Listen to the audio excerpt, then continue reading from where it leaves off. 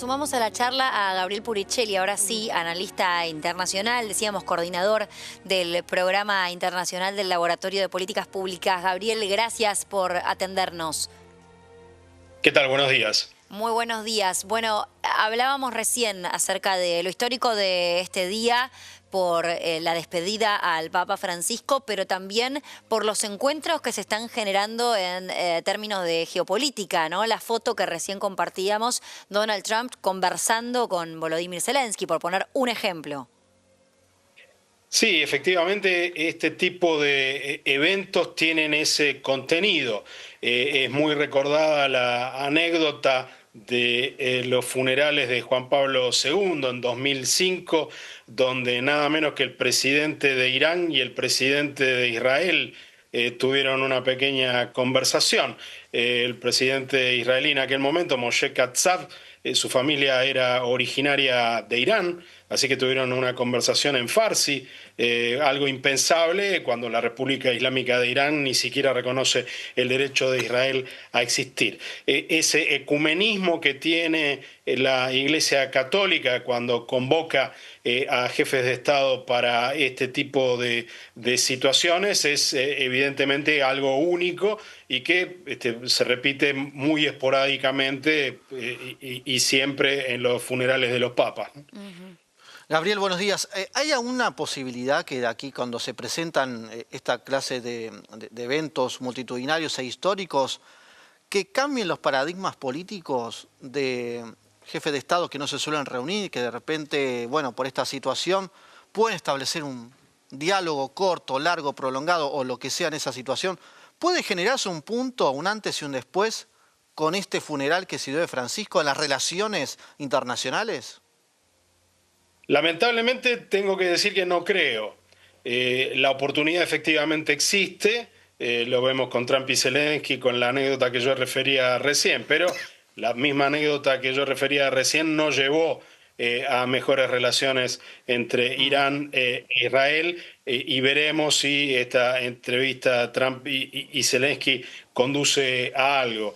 Me parece que también la muerte de Francisco marca un momento particularmente preocupante de la política internacional, donde si bien muchos jefes de Estado, incluyendo a los más importantes del mundo, reconocen el liderazgo moral de la figura que fue Francisco y reconocen el liderazgo ético de la Iglesia católica como actor internacional, las relaciones internacionales hoy están pasando por un periodo de extrema pugnacidad, de mucho enfrentamiento, que lamentablemente no creo que cambien por una circunstancia como la de los funerales de hoy. Aunque, por supuesto, la circunstancia fortuita de los encuentros siempre puede abrir una puerta a la esperanza. Es muy interesante lo que decís, Gabriel. Sí parece marcar al menos la profundización de ciertas relaciones ya establecidas. Digo porque, así como ponemos de ejemplo o como novedosa la foto entre Trump y Zelensky, hay que decir que desde hace algunos minutos se hablaba de un almuerzo informal entre Giorgia Meloni y el presidente Javier Milei. Finalmente esto fue confirmado y tenemos una foto que capta el encuentro. Ahí está Javier Milei y Meloni compartiendo este almuerzo tras la ceremonia en el Vaticano. Están juntos, públicamente se los vio abrazarse en el momento del inicio del cortejo fúnebre, y allí lo vemos al presidente Javier Milei que llegó justo, se lo cuestionó también por este motivo, ¿no? Que no estuvo para lo que fueron los 3 días en la Basílica de San Pedro. Sí, no hay que reducir la política internacional a lo que en una época se llamaban Kodak Moments, ¿no? La posibilidad de la fotografía. Sí. Esto tiene un simbolismo, es utilizado, por supuesto, por las áreas de prensa y los responsables de redes sociales, de los mandatarios, pero no cambia las realidades duras de las relaciones bilaterales. Es decir, una foto del presidente Milei con alguien afín ideológicamente en la extrema derecha como Giorgia Meloni tal vez no valga mucho más que la foto. Sí es una oportunidad para que inversores italianos que se están retirando de la Argentina no lo hagan, bueno, ahí efectivamente estamos hablando de otra cosa. Pero la foto en sí, y esto siempre hay que reiterarlo en esta era tan regida por la imagen, finalmente puede no estar reflejando lo profundo de las relaciones entre Estados y lo complejo de las relaciones entre Estados. Claro.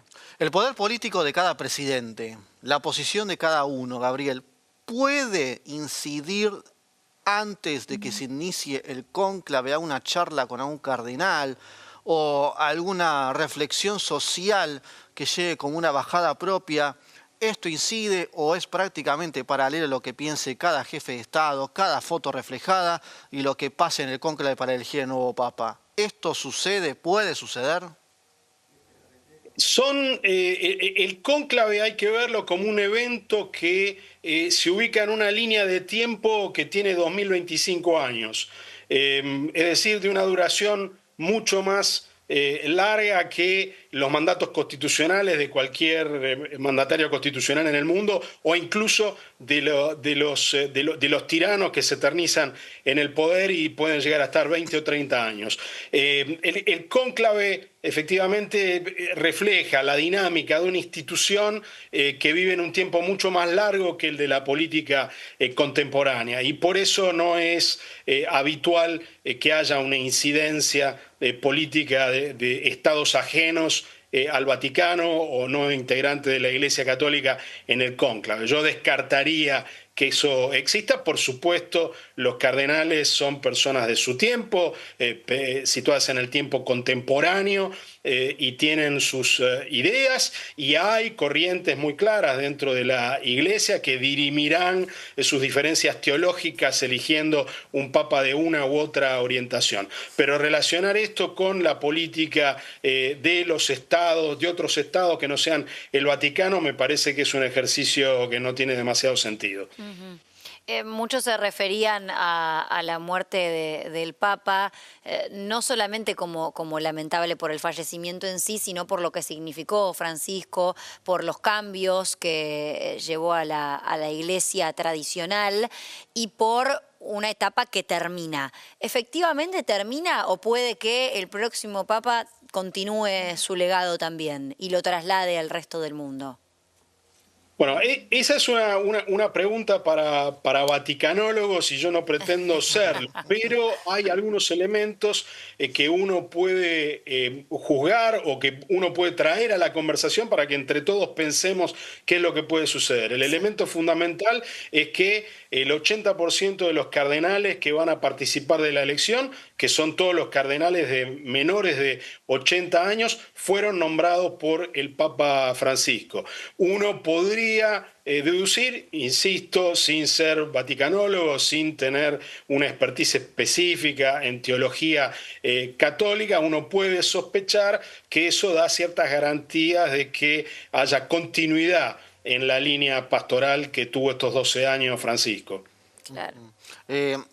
A partir de que el próximo Papa, veremos quién sea en esta decisión, que va a durar algunos días, incluso semanas podría ser, sin intervención política, menos exterior, como vos marcas, desde tu análisis político, precisamente, ¿el próximo Papa se tiene que enfocar en qué? Porque tenemos conflictos bélicos muy fuertes, muchos de hace unos años, otros más recientes, disputas políticas en cuanto a cambios climáticos, la pobreza, bueno, hay un montón de diferencias en cuanto a esa situación.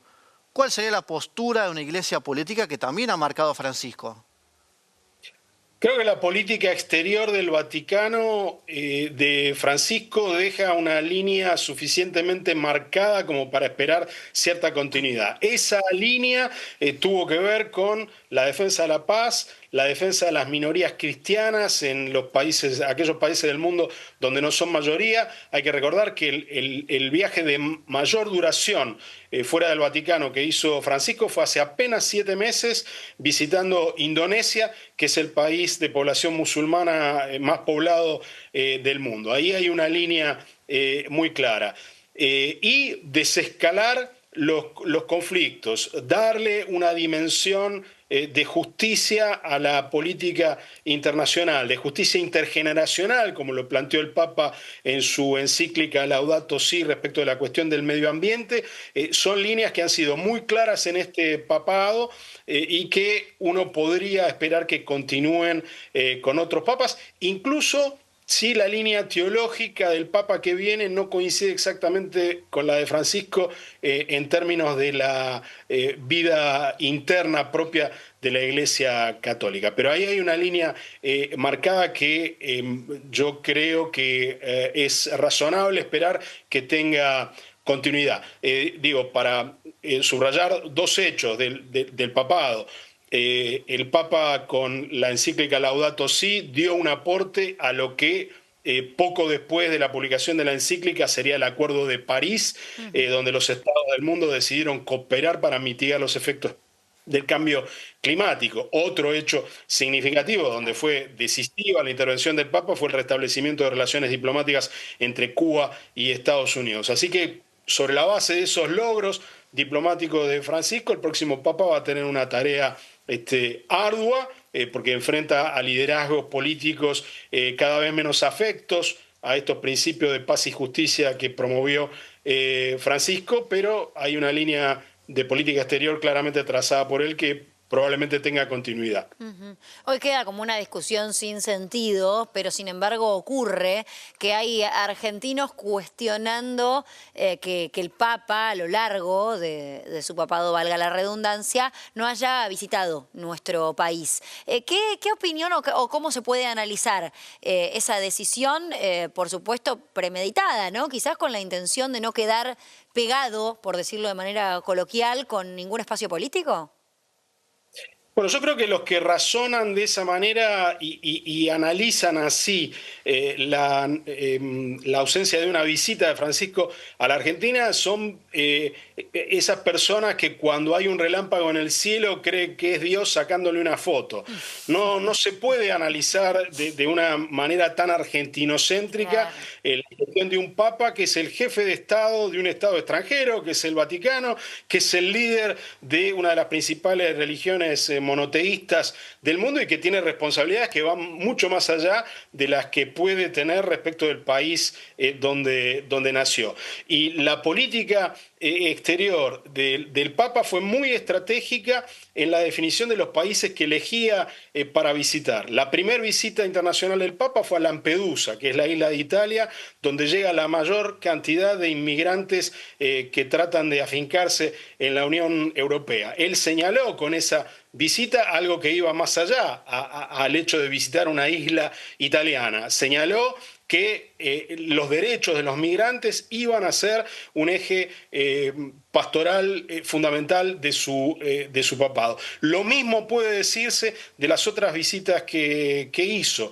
En general, el Papa señaló con su recorrido internacional prioridades de política que hacían a la defensa de las minorías cristianas, como decíamos antes, o a la participación en los grandes eventos rutinarios de la Iglesia. Lo tuvimos en Brasil, lo tuvimos en Portugal para las Jornadas Mundiales de la Juventud, es decir, que no son visitas donde el Papa decidió visitar Brasil o decidió visitar Portugal, sino donde grandes actividades de masas de la Iglesia tenían lugar en esos países. Y esta es la clave en la que hay que interpretar las visitas del Papa, no como premios que se dan a determinados países, sino como parte de una lógica inscripta en una tarea pastoral. Clarísimo. Gabriel Puricelli, analista internacional, muchísimas gracias por la comunicación. Gracias a ustedes por el llamado. Saludo.